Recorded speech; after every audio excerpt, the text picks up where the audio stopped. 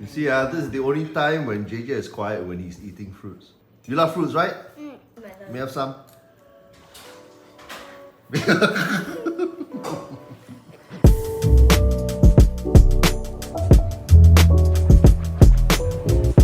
Okay, good morning. Good morning. Hi, you're watching Gregsby Eats, and if you want a glimpse into what carrot cake and oyster omelette used to taste like in the 1960s, come to this popular coffee shop in Siglap. Here I found a Si Cao stall that can cook hawker food like how it was cooked in the 1960s, but only if you request for it. Just FYI, Si Cao basically means for fry, and these are the stalls that sell fried carrot cake, Char Kway Teow, fried kway teow, or lard, oyster omelette, and fried Hokkien mee. You'll find at least one of this type of stall in most hawker centres lah. And why I say that this stall's dishes is like the 1960s is because the stallholders fry their dishes plate by plate most of the time. But most importantly, if you request for it, as I said, they can use 100% pork lard to fry all of their dishes, like how it was done back in the 1950s and 60s. In current times, dishes like carrot cake, fried kway teow, or lard and Hokkien mee are mainly fried in vegetable oil, or a mix of vegetable oil and pork lard. So this stall's name is Grandfather Carrot Cake, and it was started in 2018 by now 54-year-old Terence Tam. He likes to be referred by his nickname Mr. Big Kodo. Hailing from a family of hawkers, his grandfather and father were hawkers, and Tam himself has been in the food business since 1990, serving up all sorts of hawker fare, curry, fish soup, chicken rice, and so on, under various food stall businesses located primarily in coffee shops. Tam now runs this particular stall with his cousin Ah Siong, and they take turns doing the frying lah. So come, let's have a taste.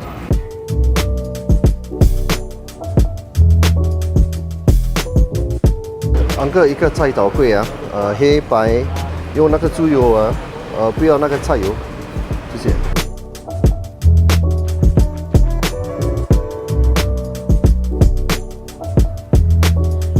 Okay, so I'm back from the store, and can I just say that it smells fantastic. Oh my god. It is really what carrot cake is supposed to smell like. It's amazing. So what we have here is the stall's main attraction, which is their black and white carrot cake. And a pre-warning, this stall is a little bit more expensive as compared to Chai Tao Kueh stalls located in the hawker centre, just a little bit. I ordered their black and white carrot cake on one plate, and it cost $6.50. I had previously filmed what the size looked like when I didn't announce that I was a YouTuber, you know. But then now I had to announce that I was a YouTuber because I wanted to actually film his cooking process and to specifically request for pork lard. So he gave me a larger amount today, as you can see. I had also previously ordered their cheapest white carrot cake, and that cost $4.50 for a modest portion. So the carrot cake is fried in smallest chunks with a little egg and topped off with sweet tai po and spring onions, and there is some chili on the side. So first trying the white carrot cake.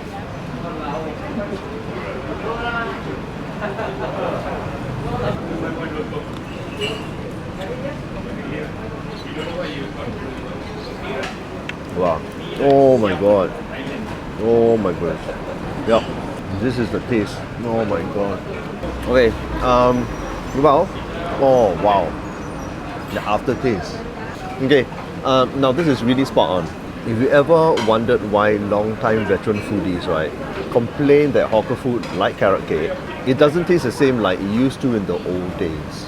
This is a prime example of how carrot cake is supposed to taste like.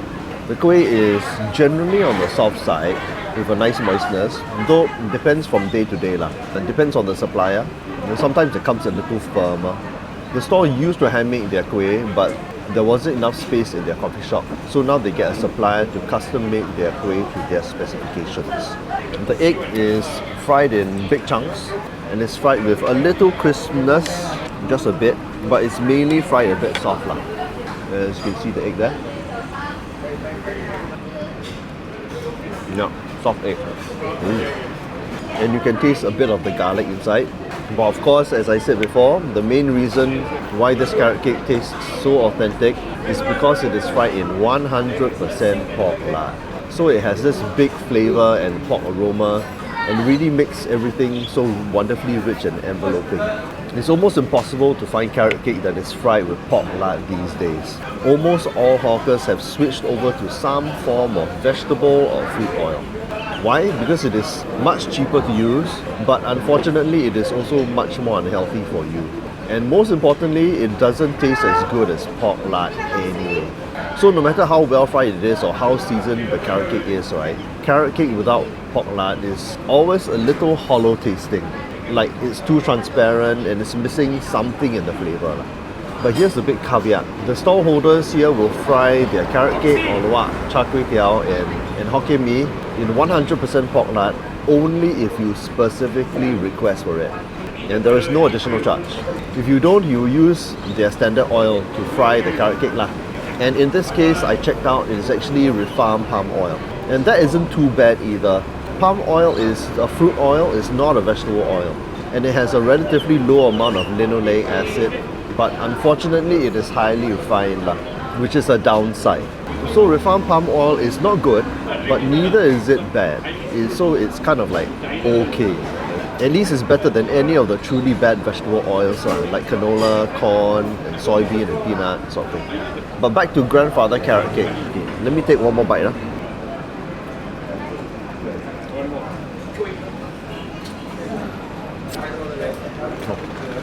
So the rest of the seasoning is on the lighter side, which is a good thing because it showcases the pork lard flavour. There is garlic notes you can taste and a savoury sauce seasoning. It's apparently a combination of savoury sauces lah, a secret recipe that includes fish sauce, and that supports that pork lard flavour. The toppings also help to support that pork lard flavour lah. The spring onion herb flavour and the sweet chai por, which brings in a bit of sweetness and saltiness. Some people like me would prefer a mix of salty and sweet chai por for a saltier and less sweet flavour profile. But this is still very good. The other reason why the dish is so good and like the 1960s is because the stall doesn't batch fry any of their carrot cake. It is fried on an individual basis, plate by plate.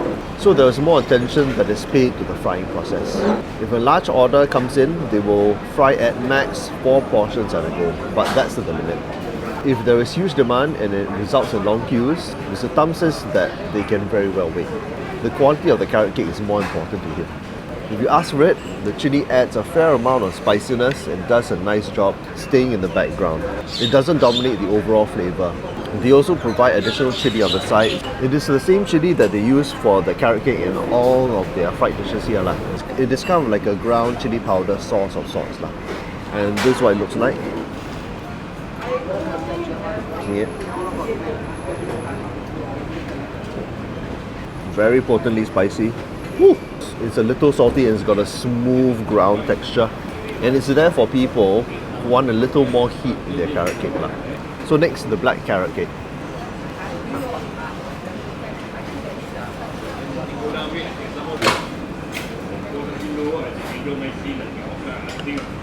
God.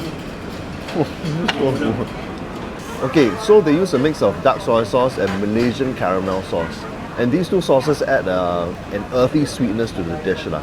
It's a slight amount of sweetness, and again the pork lard takes center stage. And the other seasonings help to support that central lard flavour. When you eat it with the chai por, it tilts the dish a little towards the sweeter side, which some people might or might not like lah. It depends on how sweet you like your carrot cake. But to me, this is kind of like a good middle range sweetness lah. You can ask them to hold back on the sweet chai por, or alternatively, you can add a little bit of the chili sauce on the side. I'll show you why. I'm going to add some inside just a bit of the black carrot cake lah. Use some of the chai por on top.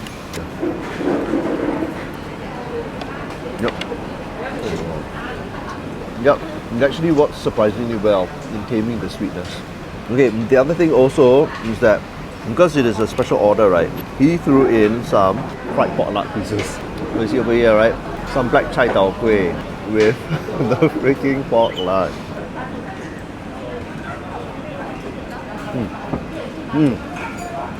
Oh God. Oh God. Yeah, it just died and went to heaven. The crunchy pork lard brings in a bit of crunch into the dish. He only has a few pieces, but it's amazing. So I'm back at Grandfather Carrot Cake and I've ordered their oloa, oyster omelette. And this is the other highlight here. It's $8 and $10 and I ordered the $8 portion.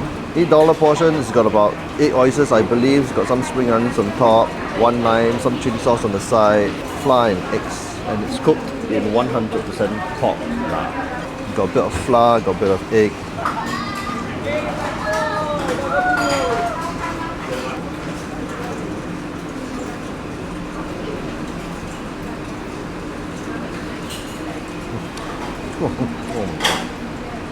This is truly amazing, okay?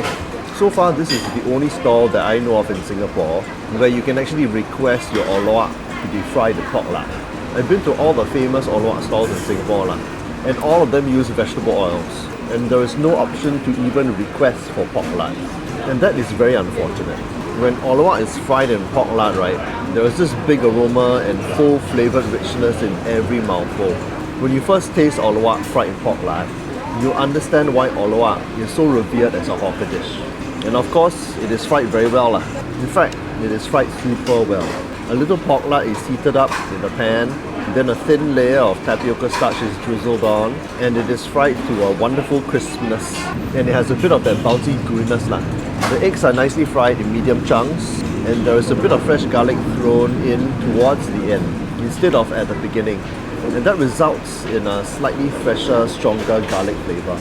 As for the seasoning, a splash of the stall's secret savoury sauce is actually drizzled in towards the end. But that said, the dish could do with a slightly stronger savouriness. But aside from that, it's perfect. There is some spring onions for some herb flavour and a lime for a tangier flavour. So what I'm going to do is I'm going to add some of the eggs, I'm going to add some spring onions and a bit of lime, and I'm going to add 1 oyster in. There you go.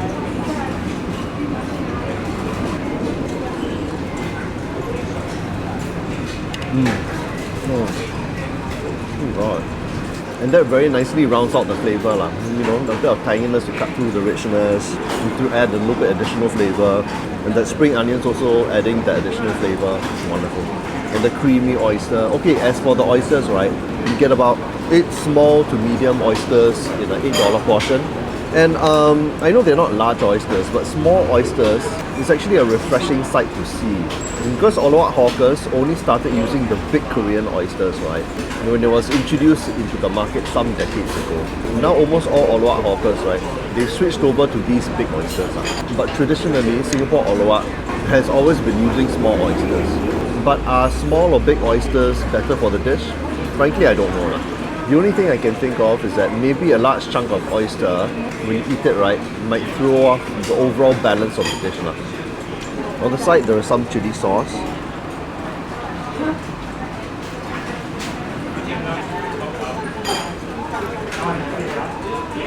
Fresh sweetness.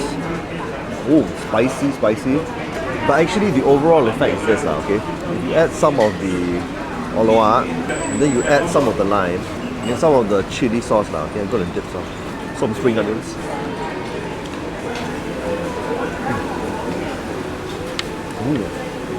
Fantastic, really. So the overall effect is something like a fresh, slightly sweet, slightly sour flavour, which is quite nice, and it pairs well with that pork lard richness. But as a warning, right, add the chili with restraint, as the chili sauce is quite flavoursome, and it will dominate the subtle, rich flavours of this oloa quite easily. Okay, so I'm going to do everything at once, okay? I'm going to add some of the starch, dipped in chili, some of the egg, 1 oyster, and some lime, some spring onions.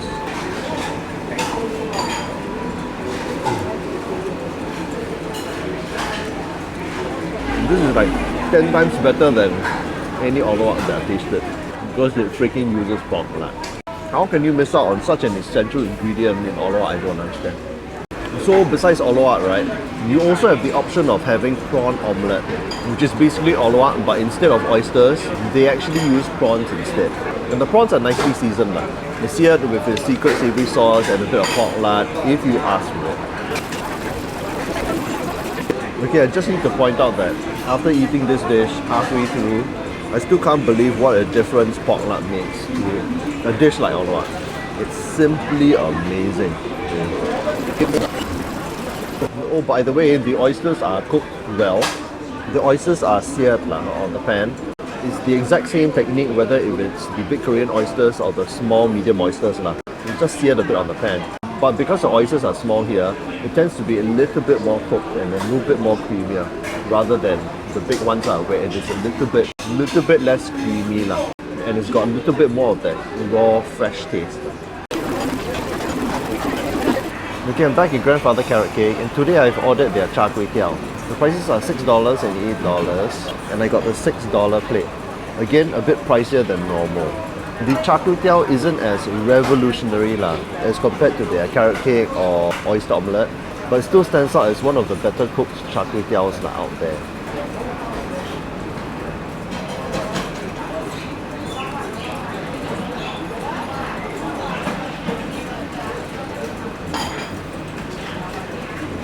Really simply good. To me, this is a great plate of Char Kway Teow. The flavour is just right. I requested for full pork lard. If you don't ask for it, you will use palm oil to fry everything. Then add a bit of pork lard and pork lard bits towards the end.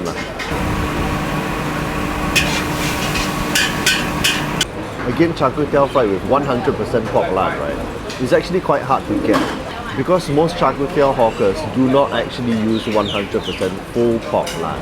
They always use a mix of pork lard and vegetable oil because the vegetable oil is cheaper to use and also because of takeaway culture. You see, once you take away Char Kway Teow or any food that's cooked with a lot of pork lard, right, the oil will become semi-solid when it cools down completely, and it will be very hard to eat unless it is reheated in some way. You don't get that problem with a vegetable oil and pork lard mix. But unfortunately, it is more unhealthy for you. So as for the noodles, they use proper broad kway teow and yellow noodles. And it has a nice springy texture with a bit of charring. Again, they fry the Char Kway Teow plate by plate, just like in the old days. They don't batch fry it, and they don't even pre-fry the noodles and leave it aside for a second round of cooking. Everything is fried all at once. So that results in a bouncier kway teow texture.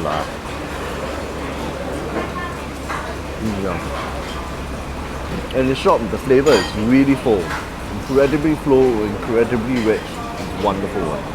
And of course, the aroma is fantastic. So supporting that pork lard flavour is a bit of garlic, that savoury sauce mix, and a mix of dark soy sauce and Malaysian caramel sauce. The final result is this slightly sweet, slightly savoury, big pork lard rich flavour with a bit of that charred taste.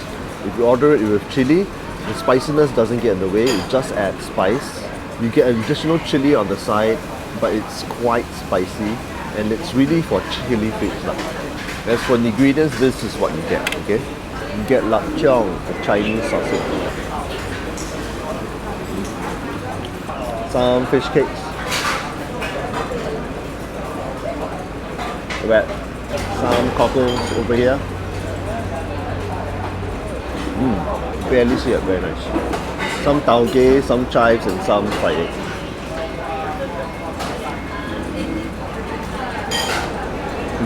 And of course you get pieces of pork lard.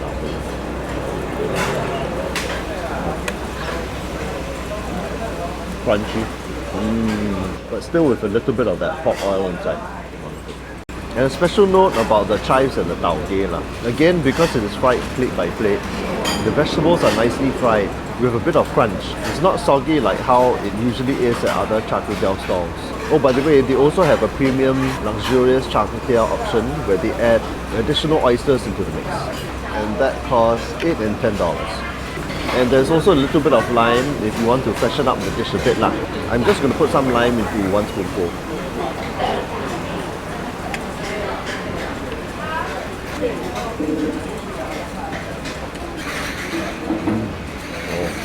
Cuts through the richness, but in a nice way. It's still very nicely rich.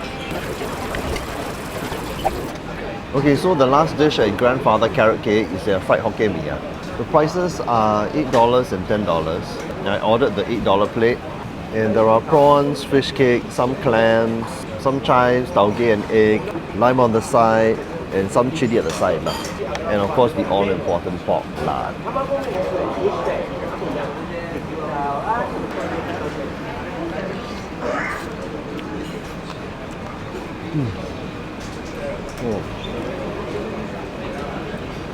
Okay, this is pretty good. They use the thick bihun and yellow noodles, and they use a concentrated stock. I heard that it's mainly fish stocks lah, and some water, and it's supported by some pork lard and garlic flavor. And of course, it's savory sauce mix lah. It's good, though it could be maybe a little deeper or rounder in the stock flavor, perhaps. But it is still very nicely robust. There's a little bit of charring on the noodles, and the final stock is actually very nicely reduced lah. It's not too wet. Again, a note about the pork lard usage, right? I mean, most fried Hokkien mee hawkers use pork lard to fry the dish, but whether they use 100% pork lard is questionable lah. They usually mix in a bit of vegetable oil. Now, let me try the noodles again.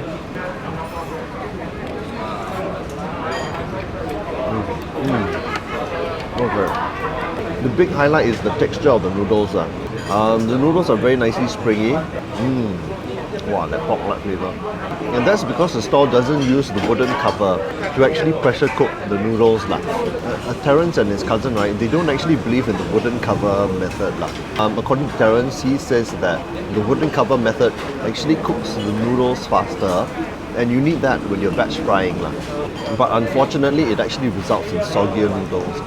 He prefers to leave it open for the stock to reduce naturally through heat, and it results in a springier noodle texture. As for the ingredients, you get, let's see, 2 prawns,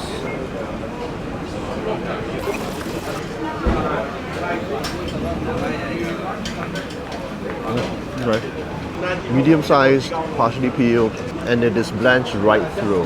And maybe it could be blanched just a slightly less, but it's still very nice. And then you get some fish cake, 3 or 4 pieces or so.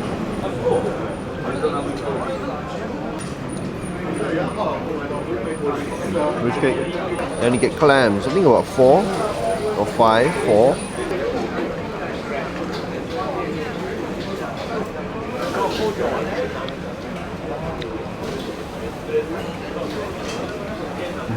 Oh, seems decently fresh and not overcooked. Got some egg. Nicely soft texture, not overcooked.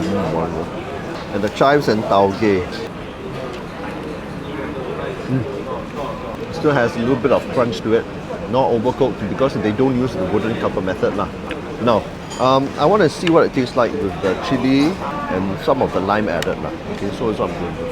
I'm going to add some chili over here. Some chili, some lime, maybe a fish cake. Oh, there's a pork lard inside too. And 1 pork lard on top.